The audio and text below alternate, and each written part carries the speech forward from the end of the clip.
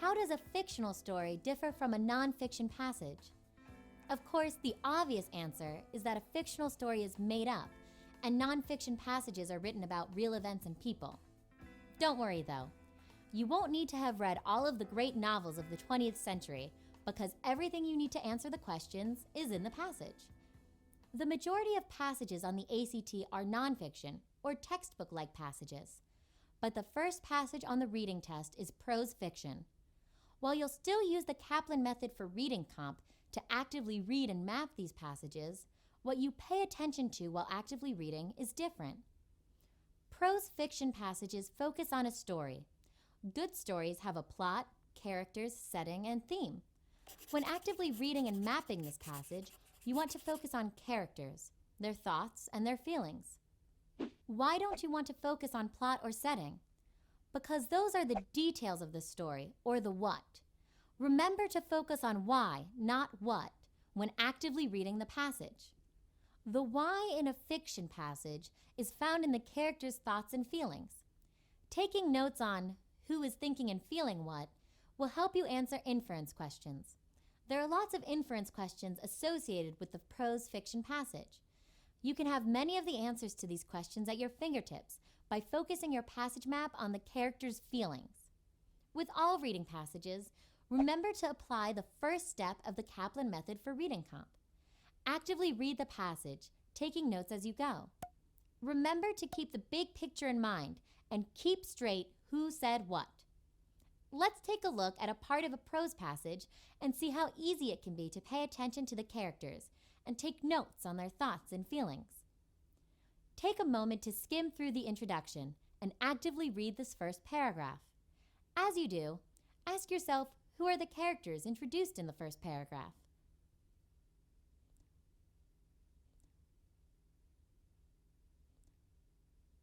There is the dolly and a character that refers to herself in the first person, as I.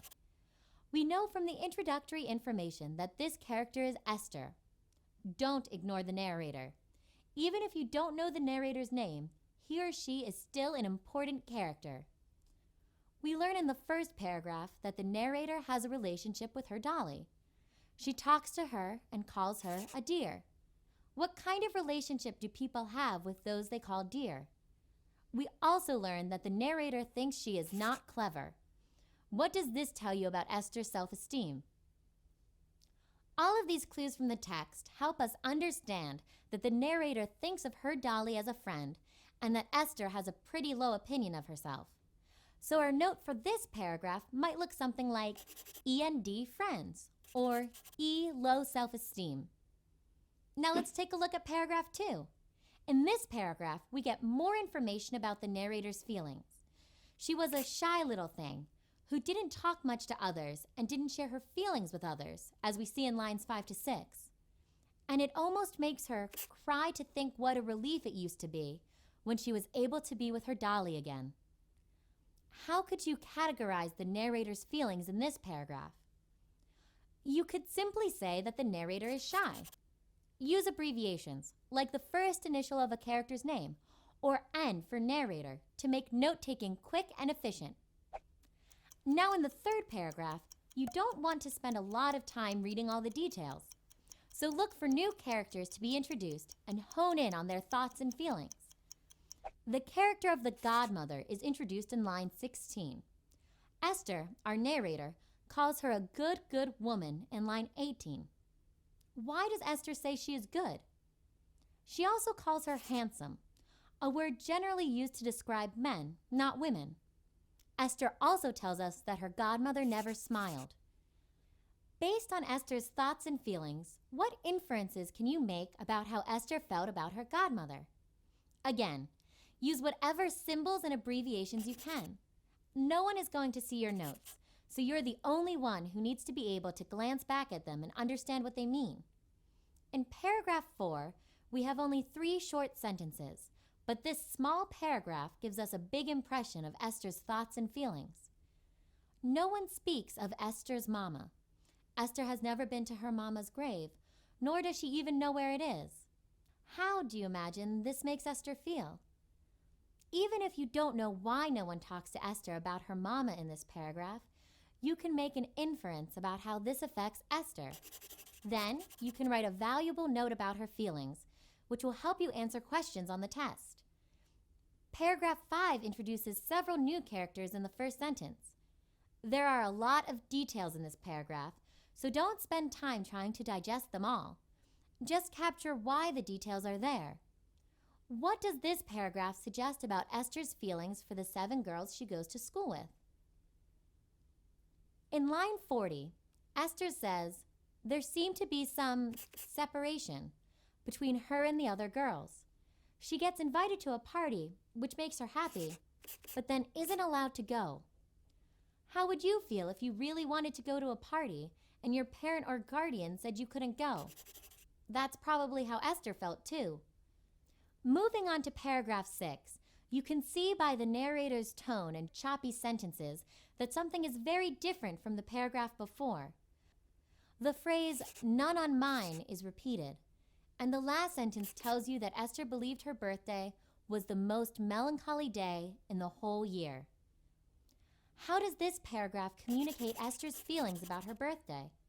The fact that there was no holiday or rejoicing on her birthday, along with using the word melancholy to describe it, a word we often use to describe a funeral, gives strong indication for Esther's feelings. So by paragraph 7, you can clearly see that Esther's childhood is ridiculously sad. As you read through this paragraph, there is a key point made in lines 59 to 60. It reads, "And I saw in her face looking gloomily at me." Most students who read this passage think that her godmother is actually saying these words, but it is clear from the text that Esther is only imagining that her godmother is saying this to her. This is a great example of needing to keep straight who says or doesn't say what. Since there's only a bit of dialogue in paragraphs 8 and 9, continue reading to make sure you don't miss something that may be tied to the preceding paragraph. You find out Esther's worst fear, that her mother died on her birthday.